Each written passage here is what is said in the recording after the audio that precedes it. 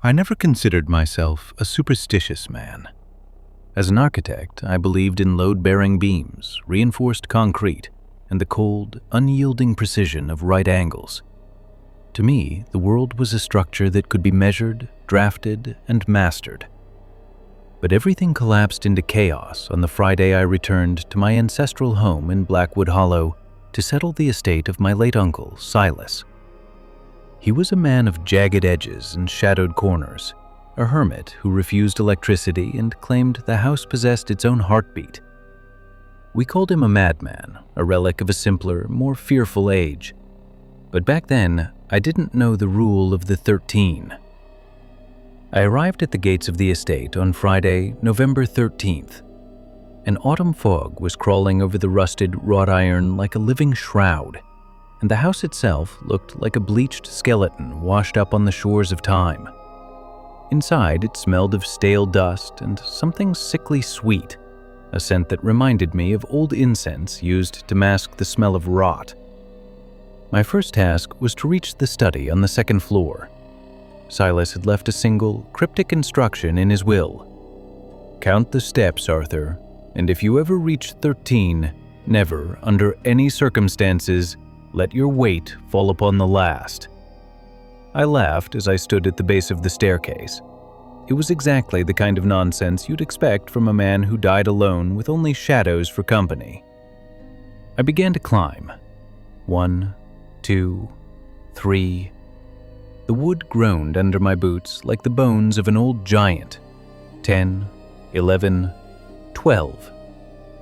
I stopped.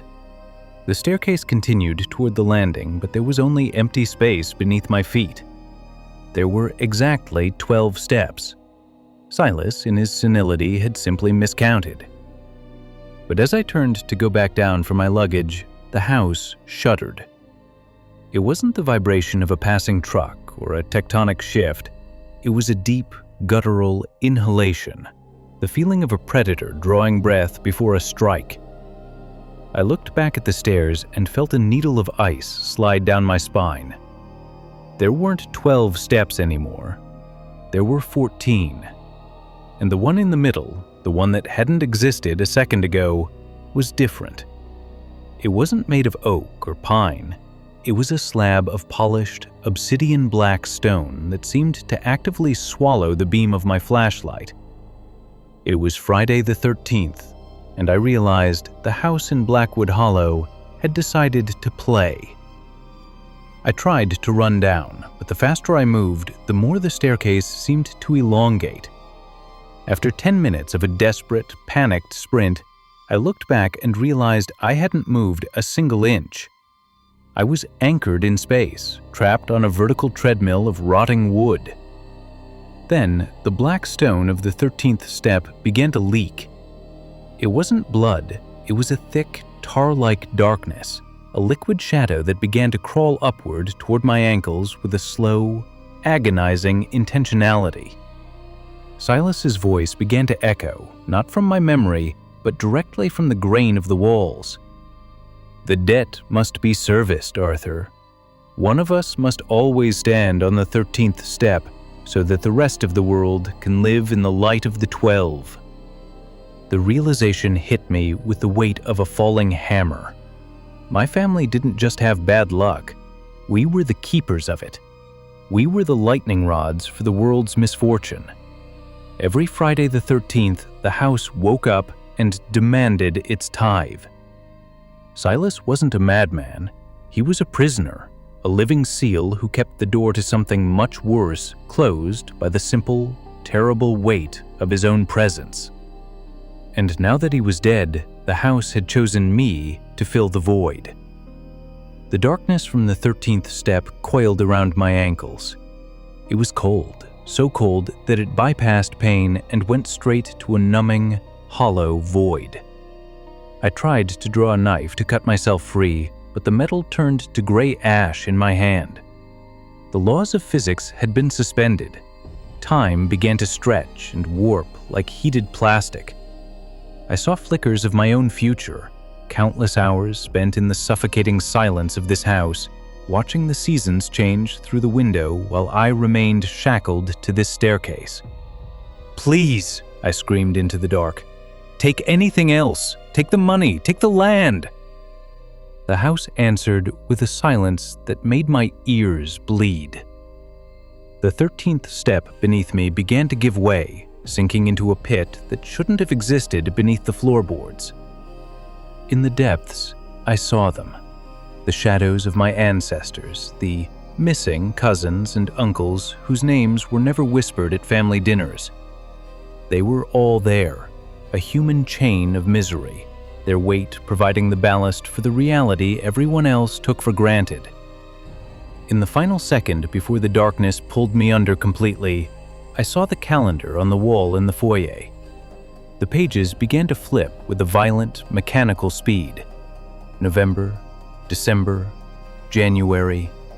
They snapped shut on Friday, February 13th. I understand my role now. I am no longer an architect. I am the architecture. I am not the builder. I am the material.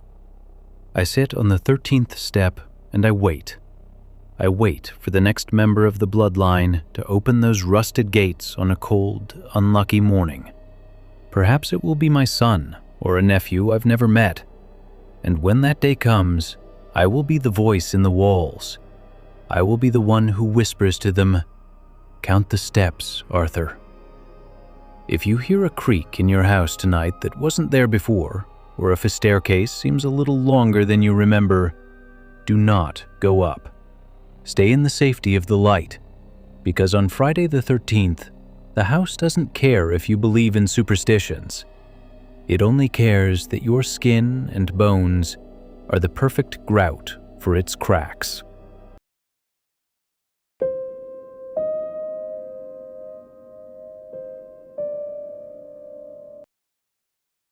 The city is full of missing spaces.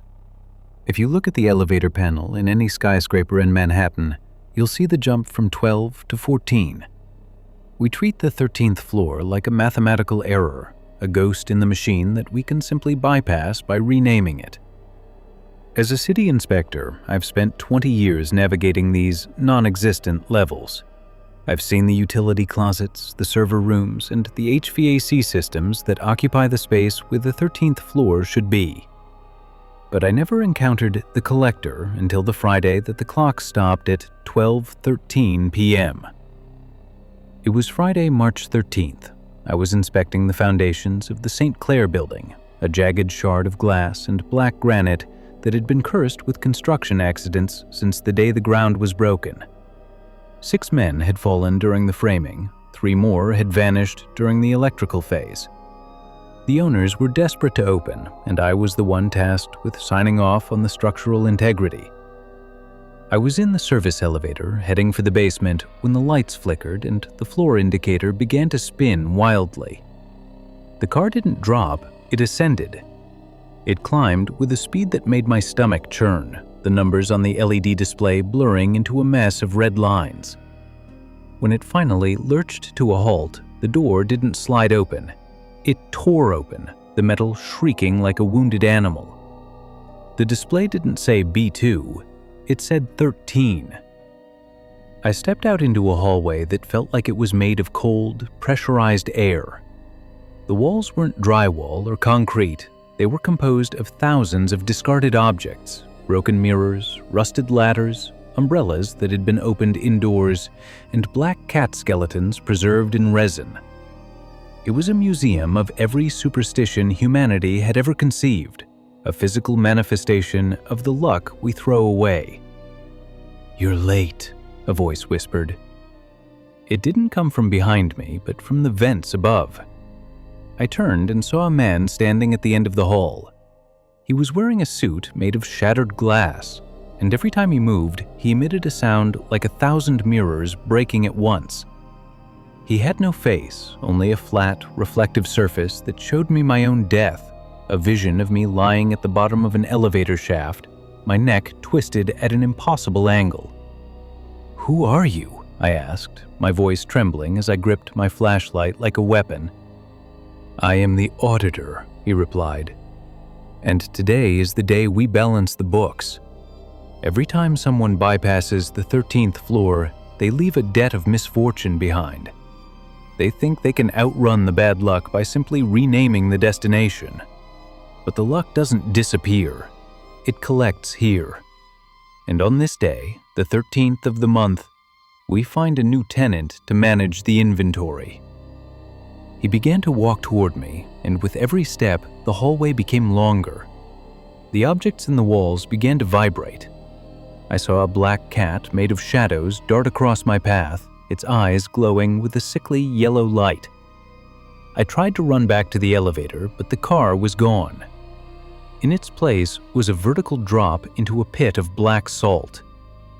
"You've spent your life inspecting the safety of others," the auditor said, his glass suit shimmering with a cold, violet light.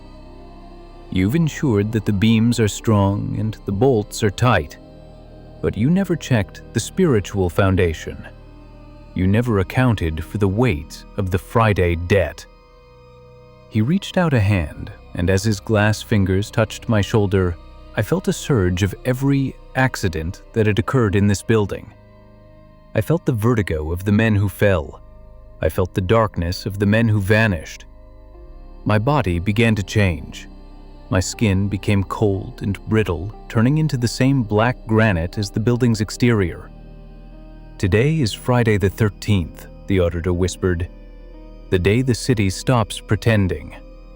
You will stay here, in the gap between 12 and 14.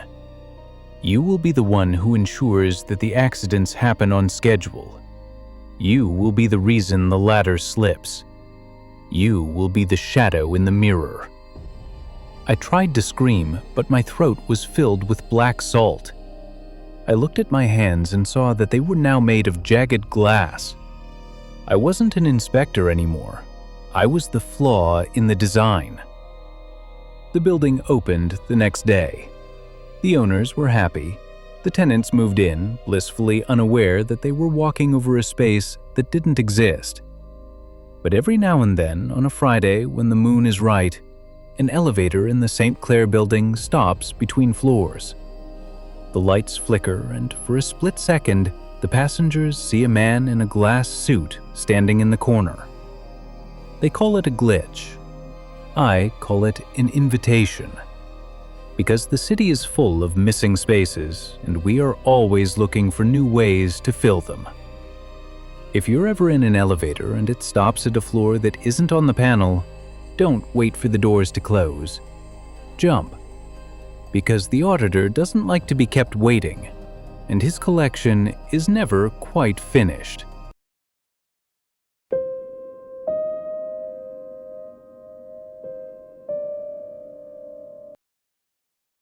I have always been a man of statistics, a firm believer that the world is governed by the cold, impartial laws of probability. To me, Friday the 13th was nothing more than a glitch in the collective psyche, a day where people looked for patterns in the noise of their own misfortune. I ran a high-frequency trading firm, a glass and steel cathedral in the heart of the city where we bet millions on the predictability of the market.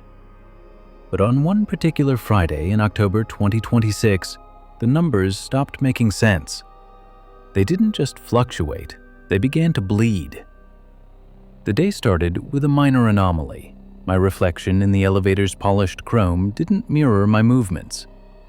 It was only a fraction of a second, a blink that didn't sink, a turn of the head that lingered, but it sent a cold needle of dread through my chest. I dismissed it as fatigue, the byproduct of a 100-hour work week. But when I reached my office on the 13th floor, the atmosphere was different. The hum of the servers, usually a comforting white noise, sounded like a low, rhythmic chanting. My assistant, a woman of impeccable punctuality, wasn't at her desk. Instead, there was a single object resting on her keyboard, a broken mirror shard, precisely 13 millimeters long. I picked it up, and as the jagged edge pierced my skin, the screens on my wall went dark. Not black, but a deep, bruised violet. And then the counting began. A voice, synthesized and hollow, began to broadcast through the office speakers. It didn't count up, it counted down. 13, 12, 11. With every number, the world outside the floor-to-ceiling windows became more distorted. The city skyline began to lean, the buildings stretching and warping like melting wax. The people on the streets below weren't walking, they were twitching, their movements jerky and mechanical, as if their strings were being pulled by a clumsy puppeteer. I tried to call security, but the phone didn't emit a dial tone.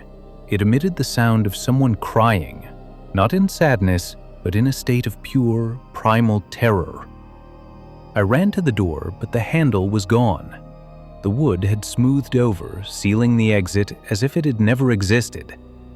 I was trapped in a 13th floor office that was slowly detaching itself from the laws of physics. 10, 9, 8, the voice droned. I looked at my monitors. The stock tickers had been replaced by a list of names. My name was at the top, followed by the names of everyone I had ever stepped over to reach my position of power. Beside each name was a value, not in dollars, but in ounces of luck. My value was in the negative. I had spent my life taking the luck of others, exploiting the system, and now the debt was being called in. The shadow in the corner of my office began to move. It wasn't a ghost, it was a physical manifestation of the bad luck I had dismissed for 40 years. It was a tall, formless thing made of broken glass and black salt, and it rattled as it moved toward me. I grabbed a heavy crystal award from my desk and threw it, but the object didn't hit the shadow. It passed through it and shattered against the wall, the shards forming the number 7, the luck I no longer had. 5, 4, 3. The shadow was inches away from me now. I could smell the ozone and the bitter scent of copper. It reached out a hand made of jagged mirror fragments, and as it touched my forehead, I didn't feel pain. I felt the memories of every unlucky accident I had ever witnessed, the car crashes, the lost jobs, the broken homes, flowing into me. I realized that Friday the 13th wasn't a day of bad luck. It was a day of reckoning. It was the day the universe balanced the scales. 1, 0. The office didn't explode. It didn't disappear. It simply became silent. The city outside was gone, replaced by an infinite gray void. The counting stopped, and the voice spoke one final word: default. I am still in the office. I am the shadow now. I sit at the desk, watching the violet screens, waiting for the next Friday the 13th to arrive. I am the debt collector of the universe, the one who ensures that no one gets a free ride on the luck of others. If you feel a chill this Friday, if you see a flicker in your reflection that shouldn't be there, don't blame the date. Blame the debt you've forgotten to pay. Because on the 13th, the market always closes, and the payment is always made in full.